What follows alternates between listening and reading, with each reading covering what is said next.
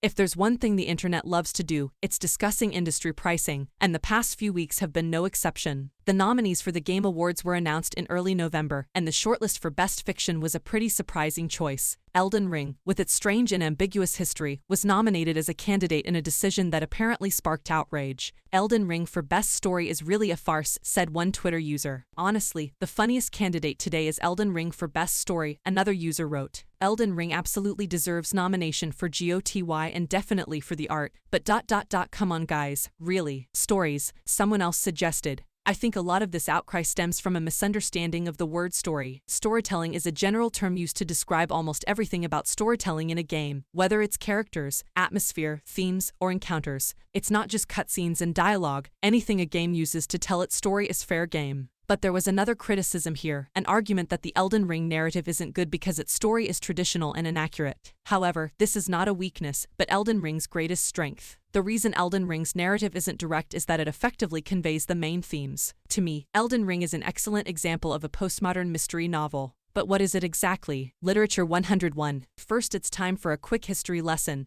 but I promise it will be interesting. Postmodernism is an intellectual movement that developed around the 1970s as a reaction to another literary movement called modernism. Modernist writers had recognized the growing chaos of the 20th century caused by industrialization, World War I, and the twilight of European colonialism. Modernists saw this fragmentation and breakdown of unity as a tragedy. They sought to find meaning in chaos and often sought art for this purpose. In T.S. Eliot's poem The Waste Land, the speaker says, "These fragments I have strengthened against my ruins," suggesting the idea of preserving fragments of civilization to protect them from further decay. Modernists wanted to define and establish order, truth, and knowledge. However, postmodern writers began to embrace the idea of chaos. They argued that there was no real meaning to be found in the disorder. Postmodernists have also questioned ideologies that have tried to explain all of world history and set an ultimate goal to work towards. They believe these grand narratives could be used to justify totalitarian regimes or buttress existing social orders and silence those with different perspectives,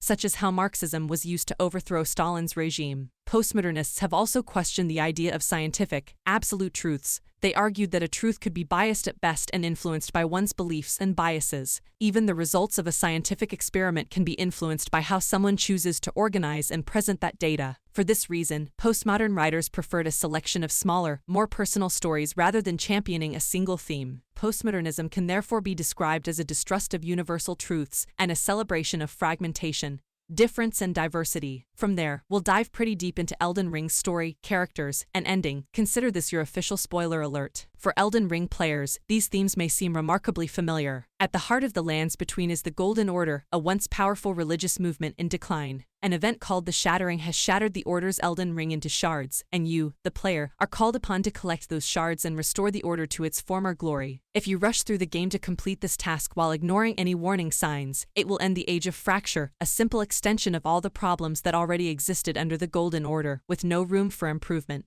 The Middle Earths remain in a state of stagnation, with the word rupture implying constant strife and strife. You complete your task, but order and united civilization are not restored as promised. No one ending to rule them all, so there are already critics of a grand narrative at the heart of the Elden Ring story. But the study of postmodern literature also helps to understand why Elden Ring uses a fragmented narrative style. Its story is scattered between item descriptions, character dialogue, and environmental clues. If you take the time to research, you will benefit from different perspectives on the Lands Between. There are many friendly factions and characters in this world, each with their own smaller storylines. Many of these groups were removed to allow the Golden Order to maintain control. The Chained Fire Giant, the Omens hidden under the royal capital, the Albinorians, all but annihilated in the quest for the full knowledge of Sir Gideon Ofnir. Talking to these characters will cast doubt on the veracity of the Golden Order's narrative and its desire for absolute unity. Elden Ring aims to expand your understanding of the world through a collection of perspectives and experiences. Essentially, the player becomes the investigator, piecing together the clues to the Lands Between's past so they can decide their future. The contradictory narrative behind this investigation is why I describe Elden Ring as a postmodern detective story. But the right path to the Lands Between is a mystery with no solution. Completing side quests gives you the opportunity to steer the world in a new direction.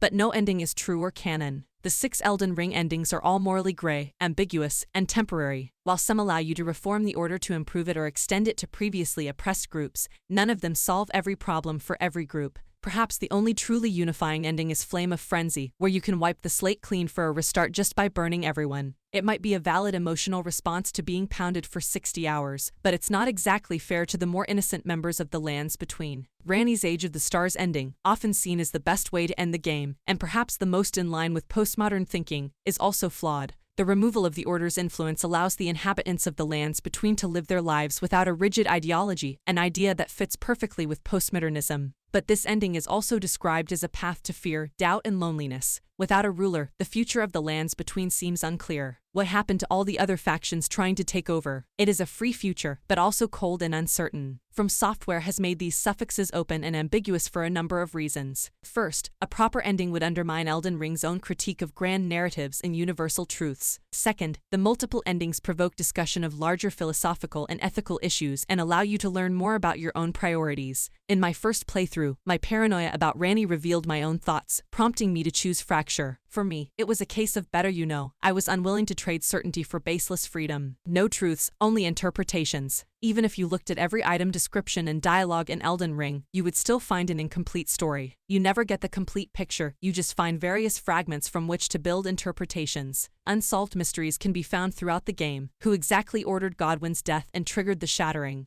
Who is Melina, the ghostly girl who helps you on your journey, and what does she want? What is the exact nature of Radagon and Marika, two halves of the same god? And did Marika destroy the Elden Ring out of pain? Or did she always plot against the higher will? All of these gaps in the story are needed to make room for player interpretation. Debates about these mysteries and the endgame still rage on social media. Isn't it wonderful that a big-budget game can provoke such fierce and complicated intellectual debates? Carrying these postmodern themes about the harmful nature of grand narratives and the impossibility of landing on a universal truth requires the use of an uncertain world. Using a straightforward storyline with clear endings wouldn't have allowed players to organically gather perspectives into the world of Elden Ring, nor build their own interpretations from those perspectives. Players will lose things and get confused as they run around the world, but that's part of the idea, realizing that you can't fully learn everything in the lands between, that you can only come up with a partial solution based on your own experiences, interpretations, and what you think is right, is a central idea in this game. That's what makes Elden Ring's storytelling so bold, so brilliant. Or at least, that's just my interpretation. Thank you for watching. Please like and subscribe and support my channel.